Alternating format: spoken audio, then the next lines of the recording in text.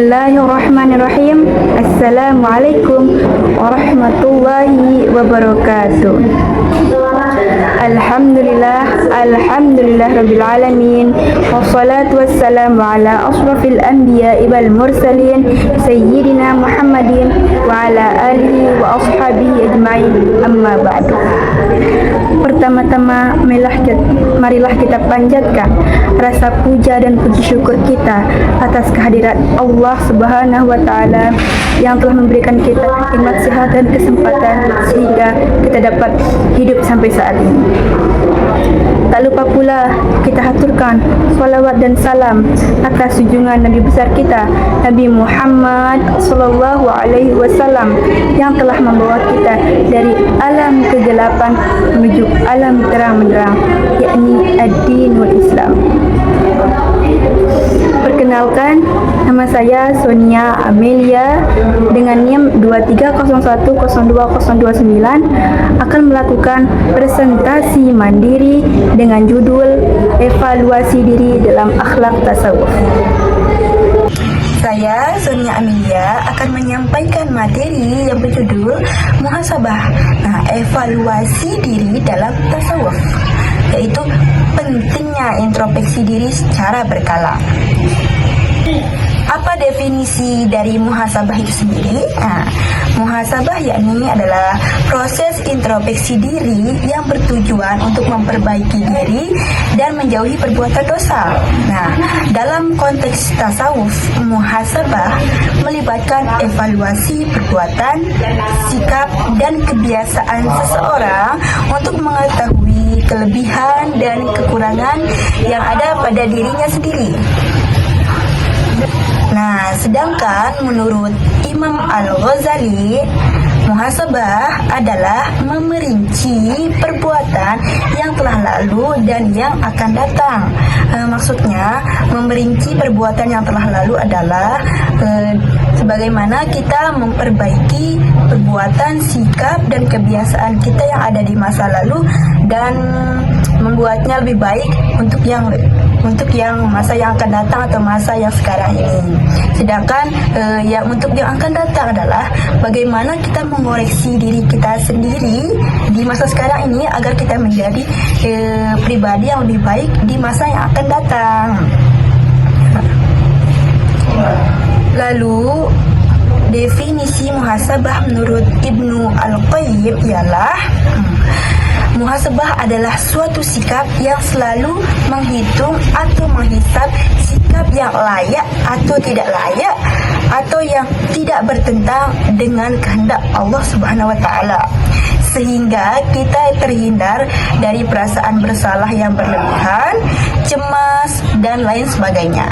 Dengan bermuhasabah, seseorang akan mengetahui kekurangan-kekurangan dan kelebihan-kelebihan yang ada pada dirinya, sehingga kekurangan yang kita punya dapat kita evaluasi, dapat kita bentuk, dapat kita rubah, serta kelebihan yang kita punya dapat kita tingkatkan.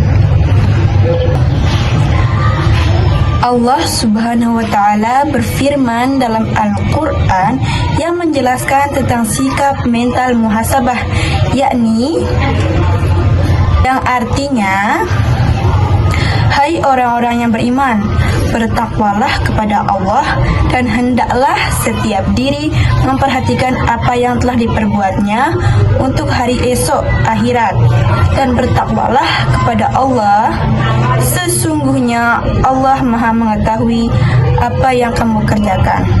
Quran Surah Al-Hasyr ayat 18. Sekarang kita akan membahas dampak negatif bila seseorang tidak melakukan muhasabah pada dirinya sendiri.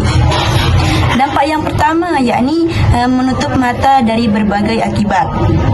Kesalahan dan dosa yang dilakukan manusia tentu ada akibatnya, baik di dunia maupun di akhirat kelak. Manakala seseorang melakukan muhasabah, dia menjadi tahu akan akibat-akibat tersebut dan tidak mau melakukan dosa atau kesalahan dengan sebab ia mengetahui dan menyadari akibat ini.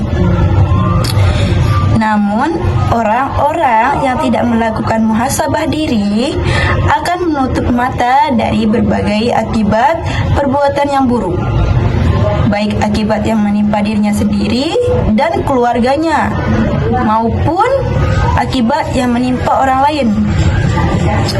Apalagi kalau dia tidak menyadari bahwa sebenarnya dosa dan keburukan yang telah begitu banyak yang dilakukannya, sehingga dia tidak memikirkan tentang akibat buruk dari perbuatan dosa tersebut dan merasa berdosa pun ia tidak.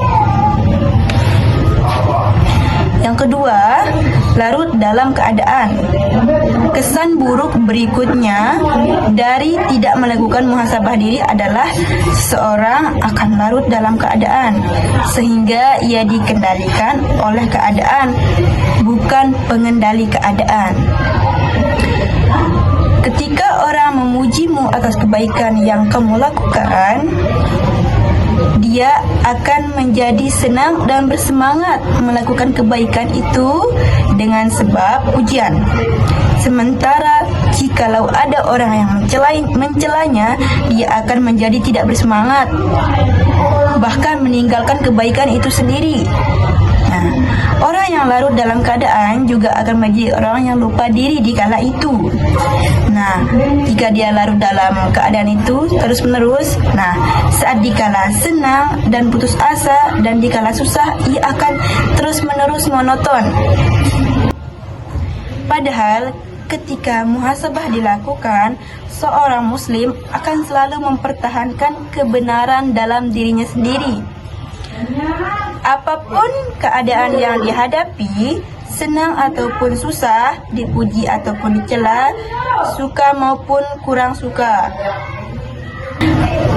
Dalam beramal, seorang muslim dituntut untuk memiliki semangat yang tinggi, bersungguh-sungguh, dan berkesinambungan terus-menerus. Inilah yang sering disebut sebagai istiqomah atau berpegang teguh dalam hal yang baik dan benar. Orang yang istiqomah tidak akan takut menghadapi resiko yang benar dan yang salah. Apabila resiko itu betul-betul menimpa dirinya, dia tidak akan berduka cita dan tidak akan menyesal dengan apa yang telah diperbuatnya. Allah Subhanahu wa taala berfirman, yang artinya, sesungguhnya orang-orang yang berkata, Tuhan kami adalah Allah, kemudian mereka tetap istiqamah, tidak ada rasa khawatir pada mereka, dan mereka tidak pula bersedih. Quran Surah Al-Ahqaf ayat 13. Yang ketiga, mengandalkan ampunan Allah. Setiap orang yang berdosa memang mengandalkan ampunan dari Allah.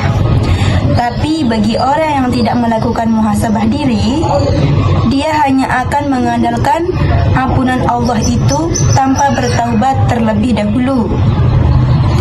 Sebab tidak mungkin Allah akan mengampuni taubat seorang hambanya tanpa taubat, dan tidak mungkin seorang bertaubat itu yang sesungguhnya tanpa memuhasabah dirinya sendiri, karena taubat itu harus disertai dengan penyadaran kesalahan diri sendiri.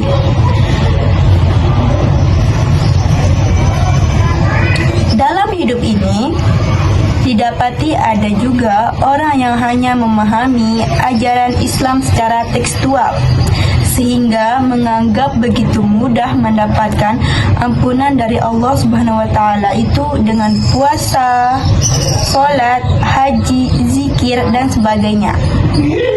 Padahal ibadah-ibadah tersebut memang bisa saja menyebabkan seseorang mendapatkan ampunan dari Allah Subhanahu wa taala. Tapi ibadah tersebut harus dilaksanakan dengan sebaik-baiknya. Untuk memperoleh hasil yang baik dari ibadah yang bisa menghapuskan dosa, diperlukan muhasabah ke arah pelaksanaan yang baik dan benar. Mengandalkan ampunan Allah tanpa bertaubat dan beramal soleh merupakan keyakinan orang-orang yang cenderung pada kejahatan. Allah Subhanahu wa Ta'ala berfirman, artinya, maka setelah mereka datanglah generasi yang jahat, yang mewarisi Taurat, yang mengambil harta benda dunia yang rendah ini. Lalu mereka berkata, kami akan diberi ampun. Dan kelak jika harta benda di dunia datang kepada mereka sebanyak itu pula, niscaya mereka akan mengambilnya juga. Quran Surah Al-A'raf ayat 169. Yang keempat, mudah melakukan dosa. Tidak melakukan muhasabah juga akan membuat seseorang mudah melakukan dosa dan menyepelekannya.